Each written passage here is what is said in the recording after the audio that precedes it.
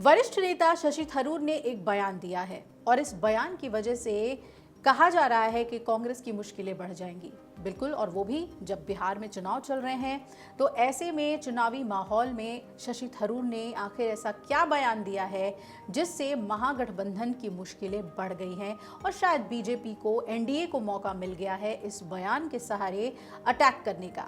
तो आपको बता दें कि वरिष्ठ कांग्रेस नेता शशि थरूर ने कहा है कि राजनीतिक परिदृश्य में वंशवादी राजनीति भारतीय लोकतंत्र के लिए गंभीर खतरा है।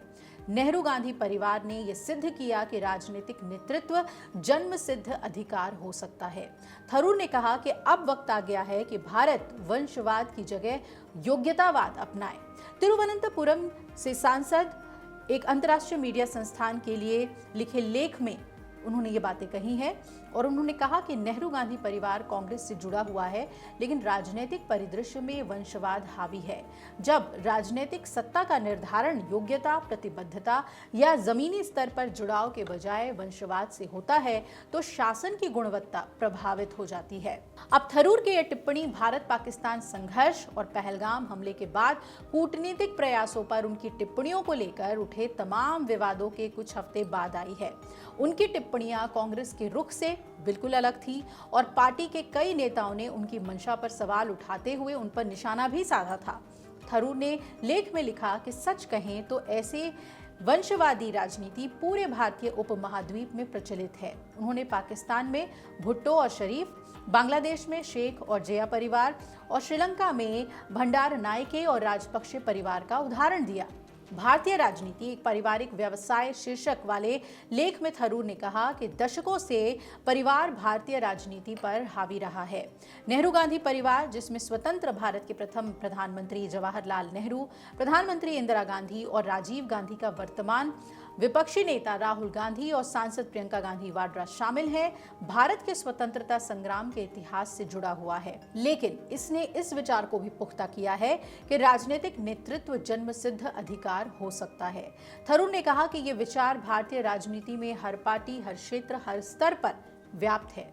अलग अलग पार्टियों में कैसे वंशवाद हावी है, उन्होंने इस पर भी कहा। थरूर ने राजनीतिक परिदृश्य में वंशवाद के प्रचलन की ओर इशारा करते हुए कहा कि बीजू पटनायक के निधन के बाद उनके बेटे नवीन ने अपने पिता की खाली लोकसभा सीट जीती।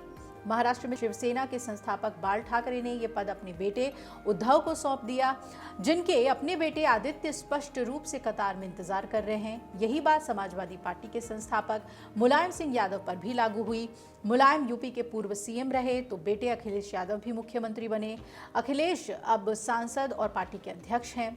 बिहार में आए तो लोक जनशक्ति पार्टी के नेता रामविलास पासवान के बाद उनके बेटे चिराग पासवान ने पदभार संभाल लिया। थरूर ने कहा कि जम्मू कश्मीर में अब्दुल्ला परिवार की 3 पीढ़ियों ने सत्ता संभाली। पंजाब में भी शिरोमणि अकाली दल ने प्रकाश सिंह बादल के बाद सुखबीर बादल को मोर्चा दिया। आपको बता दें कि केंद्रीय मंत्री धर्मेंद्र प्रधान ने थरूर के लेख के बाद कांग्रेस और राजद पर तंज कसते हुए कहा कि थरूर ने ये लेख अपने अनुभव के आधार पर लिखा है। मैं शशि थरूर के बयान का स्वागत करता हूं। उनकी टिप्पणियों से कांग्रेस और राजद को निश्चित रूप से ठेस पहुंचेगी, क्योंकि उनकी राजनीति एक परिवार तक सीमित है। वो अपने ही परिवार से बाहर सोच नहीं सकते। शशि थरूर जी ने ठीक ही कहा होगा। उन्होंने अपने अनुभव से कहा होगा। देश के अच्छे पार्लियामेंटेरियन है। कांग्रेस पार्टी को और उनकी जो सहयोगी दल यहाँ जैसे राजद टाइप के लोगों को ये तो चुभेगा ही, क्योंकि उनकी राजनीति एक परिवार से ही सीमित है। ये सामंतवादी लोग एक परिवार के बाहर सोच ही नहीं सकते हैं। शशि थरूर जी के इस बयान को मैं स्वागत करता हूं। वहीं राशिद अल्वी ने भी इस पर कहा कि पारिवारिक पृष्ठभूमि के आधार पर किसी को चुनाव लड़ने से हम रोक नहीं सकते।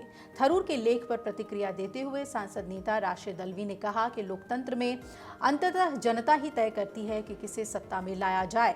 किसी को भी सिर्फ उसकी पारिवारिक पृष्ठभूमि के कारण चुनाव लड़ने से नहीं रोका जा सकता। आप ये प्रतिबंध नहीं लगा सकते कि आप चुनाव नहीं लड़ सकते क्योंकि आपके पिता सांसद थे। ऐसा हर क्षेत्र में हो रहा है। आप इसका क्या रास्ता निकालेंगे? अब बिहार में चुनाव है और हम सभी जानते हैं कि इंडिया गठबंधन की तरफ से, यानी कि महागठबंधन की तरफ से तेजस्वी यादव वहां के मुख्यमंत्री पद के चेहरा डिक्लेयर किए गए हैं और ऐसे में लालू प्रसाद यादव, राबड़ी यादव मुख्यमंत्री रहीं और उसके बाद फिर तेजस्वी यादव को ही मुख्यमंत्री पद के लिए प्रोजेक्ट किया जा रहा है, तो ये राजद के लिए मुश्किल भरा बयान हो सकता है, कांग्रेस के लिए भी मुश्किल भरा बयान हो सकता है, क्योंकि राहुल गांधी, प्रियंका गांधी भी अपने परिवार के नक्शे कदम पे आगे बढ़ रहे हैं। ऐसे में शशि थरूर के बयान से खलबली तो मच गई है। अगर आप ये वीडियो YouTube पर देख रहे हैं तो हमारे चैनल को सब्सक्राइब कर बेल आइकन दबाएं, और Facebook पर देख रहे हैं तो हमारे पेज को लाइक करें।